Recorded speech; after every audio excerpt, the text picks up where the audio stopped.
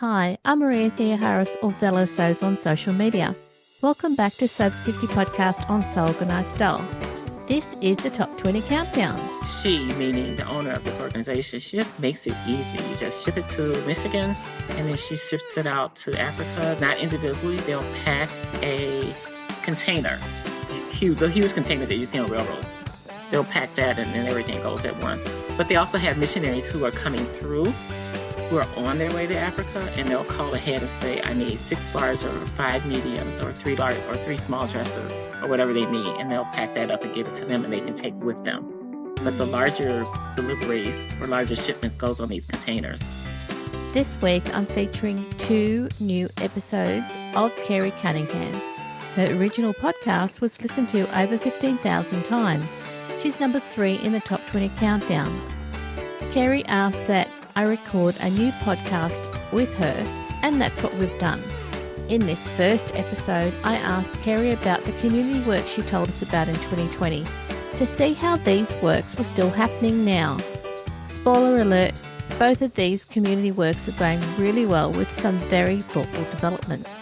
Here we go with part 1 of Carrie, or Endless Designs by Carrie. Hi everyone, I'm Maria Thea Harris of Velo Sews on social media, and today we're doing a video recording with Carrie Cunningham, who is Endless Designs by Carrie. I originally spoke to Carrie in 2020. She is number 3 on the Top 20 Countdown, and Carrie wanted to do an update rather than you listen to the previous one. So Carrie, thank you for your time today. Oh, thank you for having me again. Anytime, Carrie, because I know that you're a busy lady and that you're always a really giving person. So for people who didn't listen to the 2020 recording, over 15,000 people downloaded that episode. That's a lot. Yeah, it's huge for a niche podcast. That's a lot. And they were listening to you. Well, thank you, everyone. All 15,000 of you. At that time, Carrie, you talked to us about the community work that you do for sewing for orphan girls in Africa, as well as your commitment to the food pantry. Is that still happening? So that is and will be still happening. Somebody just asked me a few weeks ago about the dresses. When will I stop making them? And I said, never. So it's really a fun thing to do. It started when, I don't remember what year, but I made I think I made 4 dresses for the American Sewing Guild local chapter and dropped them off and kind of kept thinking about it, but not too much. And then over time, I kind of forgot about it. And then we did a meeting sew up, and I ended up in another city, not too far from here, I think about 45 minutes from here. And the leader there asked me to teach them how to make that dress. So I taught, 7 or 8 people how to make the dress. And on my way home, I was kind of kept thinking about, I need to do this on a bigger scale. And so I approached my pastor at church and lead pastor. And of course he said yes, but he didn't do anything. Because that's what lead pastors do. They just say yes, you figure out the rest. So then I went to our administrative pastor and I asked her, who gets things done. And she goes, okay, we're meeting in 2 weeks. We're having our board meeting in 2 weeks. And I go, so she goes, we need your proposal. And I said, oh, in 2 weeks. And she goes, yes. And so I wrote this like 7 or 8 page proposal. And they agreed to everything I said, because I didn't want them to buy fabric or anything else. I wanted them to provide postage and shipping, packaging, and all that stuff. They agreed to everything. And we started just a few weeks later. And so that first event, about 18 ladies showed up. Not about 18, it was 18 ladies that showed up. And we sewed and we laughed and we talked. And some of them didn't know how to sew. Mm-hmm. They knew how to use the machine, but they had never really made a garment. So we went through all that. And over time, we had some interesting things happen. We had a lady came who had only ever sewn by hand, but had never made a garment. So she sat there that night and she made dress from start to finish by hand. She was 90 years old. It was pretty awesome. Pretty special dress. And then I had another lady who unfortunately just passed recently, but she uh, got into the habit and loved making pockets for the dresses. Okay. You're allowed to make pockets, but they can't really be usable pockets. So you make them a little small. Um, no hidden pockets, just front pockets. And she started doing that. And then she discovered that she could also put buttons and bows on them as long as they weren't usable things, just little decorations. So she truly loved decorating the dresses. In fact, we showed two of her dresses at her homegoing service that she had made with the pockets on them. So cute and such a sweet lady. But I watched her and a couple others, but her specifically go from I can't do this to oh look what I did over time. She would bring me dresses on Sunday to show me what she did. And I'd give her a little critique or not if it didn't need it. And then from there, she started the pockets and the bows and the buttons and all these decorative things on these dresses. So what I like about the organization is that they just need dresses. They need other things too. But they just need dresses. They need shorts and shirts for the boys, and they need, school supplies and all these other things, and wells and for clean water. That clean water is one of the reasons I like this organization. But they aren't keen on saying you can't use this printer, you can't use that printer, you can't use that print. It makes it easier when people want to donate fabric. I can't use that fabric, but I can use that print. So we stick with cottons, 100% cotton and cotton blends is what we ask for in donations. And sometimes I get things that I can't use. I either give them back or donate them somewhere else. I don't stockpile. I don't stockpile stuff we can't use. But we've only ever we purchased safety pins because we started making pads for the girls, and they're washable. So each pad needs 2 large safety pins. So we purchased those. We've never had to purchase any fabric or any thread or anything. We purchased binding in the beginning, and then a lady walked in with 4 giant rolls of binding. They were kind of new pinks and yellows and neutral colors. And so we haven't had to purchase that in several years because we still have this binding. But it's really a pretty amazing ministry. And she, meaning the owner of this organization, she just makes it easy. You just ship it to Michigan, and then she ships it out to Africa, not individually. They'll pack a container, the huge container that you see on railroads. They'll pack that, and then everything goes at once. But they also have missionaries who are coming through, who are on their way to Africa, and they'll call ahead and say, I need 6 large or 5 mediums or 3 large or 3 small dresses or whatever they need. And they'll pack that up and give it to them, and they can take with them. But the larger deliveries or larger shipments goes on these containers, and it goes. And usually she will go to Africa to meet that container, and then she'll stay there and then post other pictures of it. So her website is, or the website is littledressesforafrica.org. Okay. And if you look on there, you'll see some of the pictures. And it's the same name for the YouTube channel. I'm sorry, not YouTube channel, the Facebook page. So you can see pictures. So, and some of my ladies in the group are older ladies. Some are older. They're not all older, but they don't have Facebook. They're not on Facebook.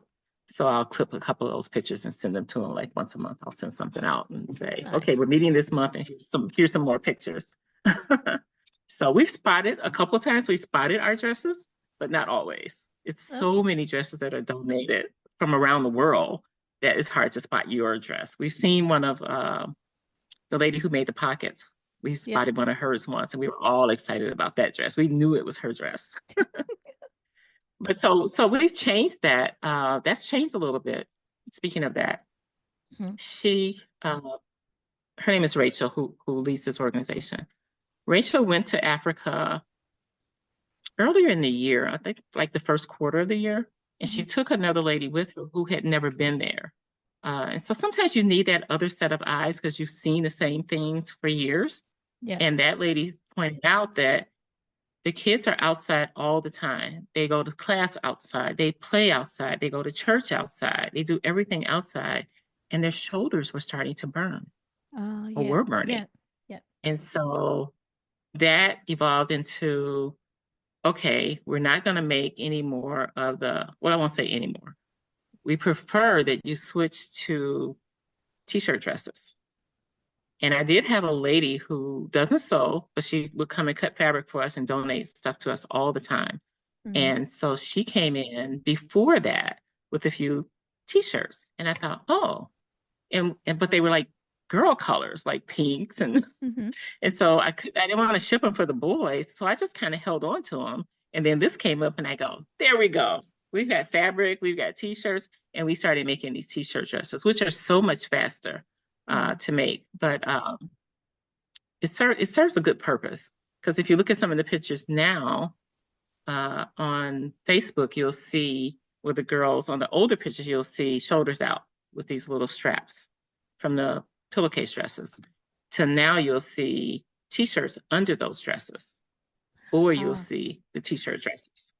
So either way, they're protected now. It was just something she had never noticed all those years. And Mm. so as soon as she did, shifted gears. So I told her, I said, I probably have a good 30 dresses left of the pillowcase dresses. So we'll get those done. We don't meet again. My group doesn't meet again until January. So I will probably bring those home and get those done Yeah. just to be done with them.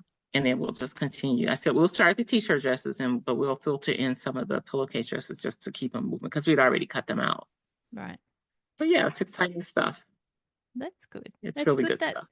you've made that change so that there's more Hmm. protection for the girls from the sun, which Yes. is their everyday lives. And Yeah. then making the pads, if the girls don't have pads, they don't go to school. And I think a lot of people know that, but my group didn't know that. So they were Mm. quite affected by that information. And they Yeah. started making pads. So our first shipment of pads we sent out was 200. So they That's a made lot. 200 pads in about a month and a half or so. They Hmm. made 200 pads, just two ladies working on them. So what I did was I was going to, because I kept looking at, it was just the two ladies working on them.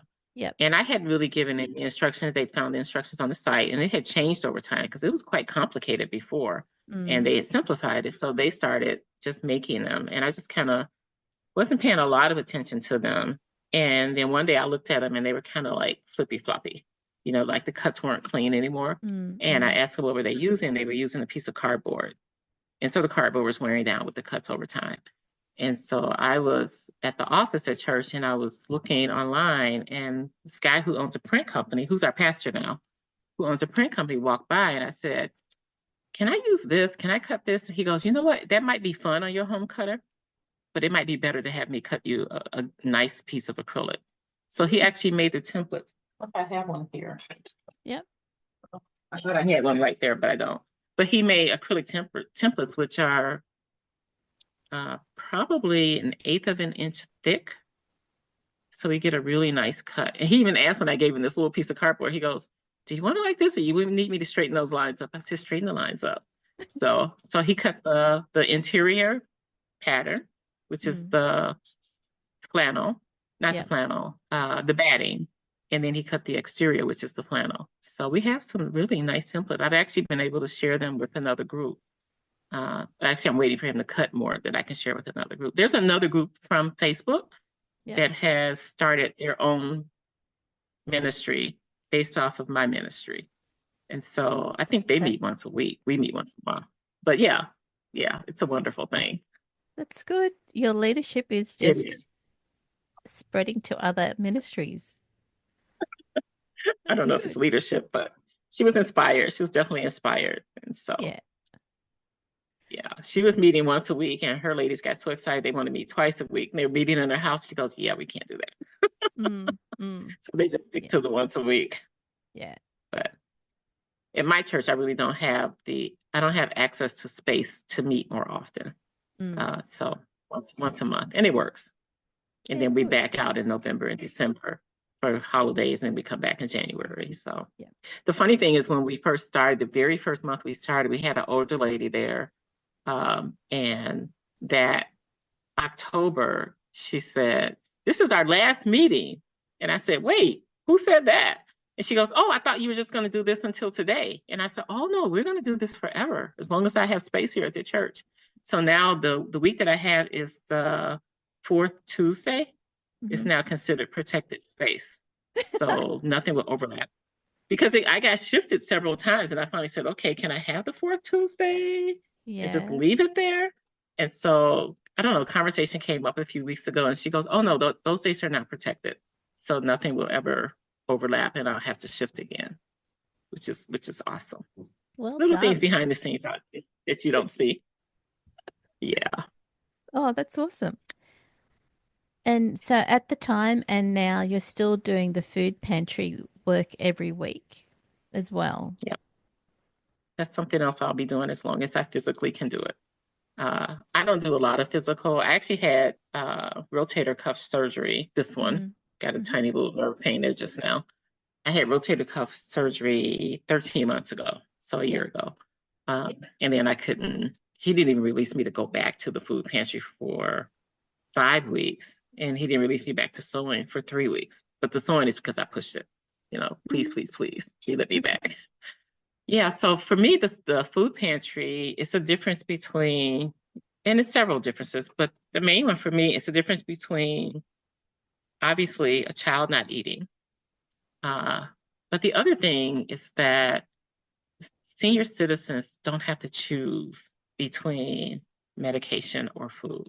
Hmm. They can get their medication and get the food Yeah. from us, and it's not always enough.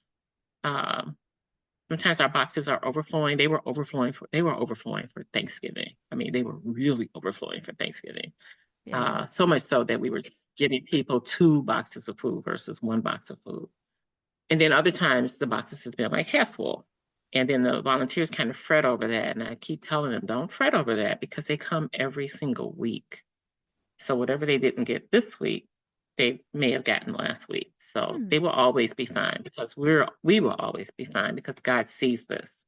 And I started saying that God sees right from not from the beginning, from when we Hmm. switched after COVID, we switched to drive-through service. So you come up, you open your trunk, and we put the boxes in the car for you.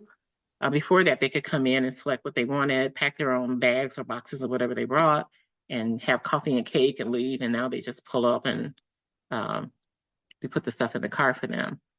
But once we started that, we didn't know how many boxes to pack because we had never packed boxes before. They had always come in and selected their own food. Hmm. And so we packed the boxes that we had. The first week we had 58 empty boxes. So that's what we packed. And 58 cars pulled up. The next week we had 46 boxes and 46 cars pulled up. And then that third week was when we had 108, I believe, or 103 cars pulled up. So we've Wow. never had food left over. We've Hmm. never had waste. We've never had to throw out anything. I mean, we check the dates on things and some of that gets thrown out before we get that far.